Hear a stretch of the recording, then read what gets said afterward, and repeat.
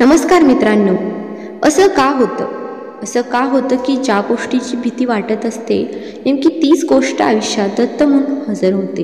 एखाद्या विषयाची सतत भीती बाळगणारा विद्यार्थी त्याच विषयात का बरं नापास होतो? पैसे नाहीत अशी घोकणारा का दिवसेंदिवस अधिक कंगाल का बरं होतो? आर्थिक नुकसान होईल अशी सतत भीती बाळगणाऱ्याला कसला तरी आर्थिक फटका बसतो. कष्ट नकोत असं घोकणाऱ्याच्या नशिबातच श्रम आणि राबणं असतं. का बरं एखाद्याला नको असलेलं गावच सासर म्हणून पदरात पडतं? का श्रीमंत अधिक श्रीमंत होतात आणि गरीब अधिक गरीब होतात? तर ह्या सगळ्यासाठी एकच कारण आहे आणि ते कारण आहे आकर्षणाचा सिद्धांत, लॉ ऑफ अट्रॅक्शन. तुम्हाला माहिती आहे का, जगातील फक्त 4% लोकांकडे एकूण संपत्तीच्या 96% संपत्तीचा हिस्सा आहे.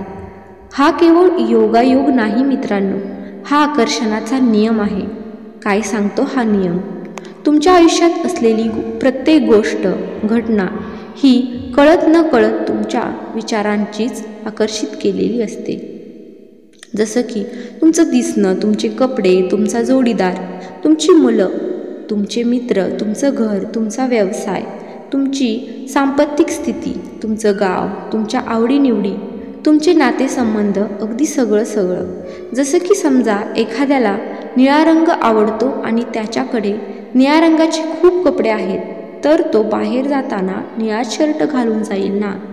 अगदी तसंच आपल्या मनाच्या कपाटात ज्या रंगाचे विचार असतात तीच परिस्थिती वास्तव बनून तुमच्या जीवनात समोर येते. उदाहरणार्थ, माझं कर्ज कसं फिटेल याची सतत चिंता असेल तर मनाचा फोकस केवळ आणि केवळ कर्जावर जातो, तर त्यामुळे कर्ज वाढतं.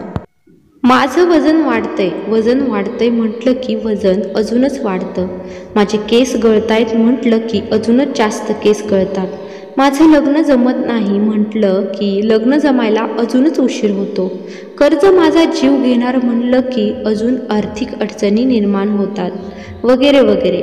ज्या गोष्टीवर मन अधिक लक्ष केंद्रित करत असतं ती गोष्ट आपल्या सबकॉन्शियस माइंड म्हणजे सुप्त मनाद्वारे अंमलात आणली जाते.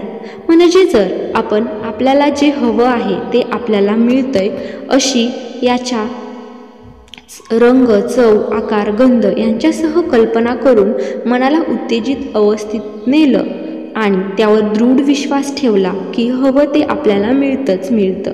फक्त आपल्याला ते मिळालंय हे मनाला पटवून देता यायला हवं. म्हणजेच त्या प्रकारच्या संवेदना तयार करून त्यात रंग भरून कल्पना करावी. यालाच क्रिएटिव्ह व्हिज्युअलायझेशन अशी संज्ञा आहे.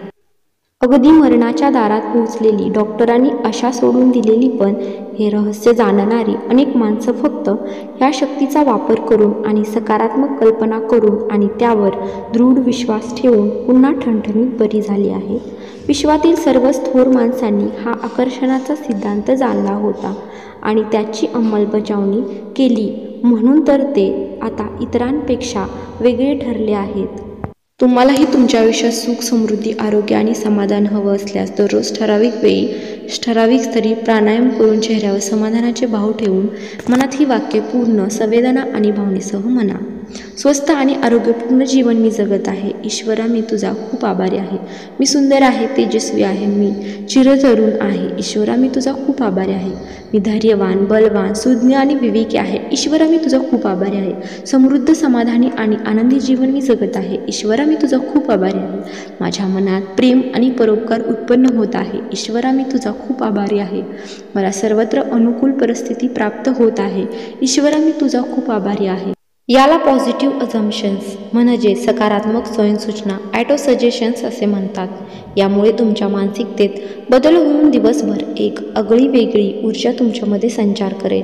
तुम्ही हे जर मनापासून आणि तशाच संवेदना निर्माण करून वारंवार बोललात आणि ते तुमच्या सुप्त मनापर्यंत म्हणजे सबकॉन्शियस माइंडपर्यंत पोहोचलं तर मित्रांनो, तुमच्या न कळत ते तुमच्या साऱ्या आज्ञा पाळेल आणि खऱ्याही करून दाखवेल.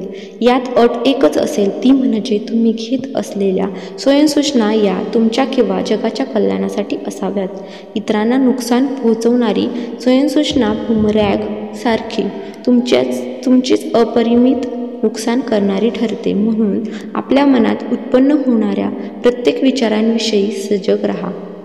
कधीकधी वरवर सकारात्मक वाटणारा विचार नकारात्मक अर्थ निघणारा असतो. त्यामुळे विचारांची काळजी घेणं हे फार महत्त्वाचं असतं.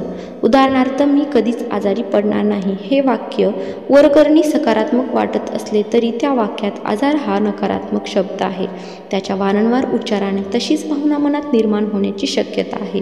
त्याऐवजी मी आरोग्यपूर्ण जीवन जगत आहे हे वाक्य अधिक सकारात्मक आहे. इतक्या सूक्ष्म स्तरावर आपण आपल्या मनात निर्माण होणाऱ्या विचारांची छाननी करणे आवश्यक आहे. अशा प्रकारे आपण आपल्या विचारांची छाननी केली की आपल्या मनात निर्माण होणारा प्रत्येक नकारात्मक शब्द आणि विचार हळूहळू कमी होतील आणि नव्यानेच आयुष्याचा अर्थ उमजेल, अनुभव येईल. आपणही आपल्या आयुष्यात ही शुभ सुरुवात करावी आणि आपलं आयुष्य समृद्ध करावं ही शुभेच्छा. आणि हीच एका दृष्टीने लॉ ऑफ अट्रॅक्शनची खरी सुरुवात असेल. मित्रांनो, व्हिडिओ आवडल्यास लाईक करा, शेअर करा, तसेच आपल्या चॅनलला सबस्क्राईब करायला पण विसरू नका. धन्यवाद.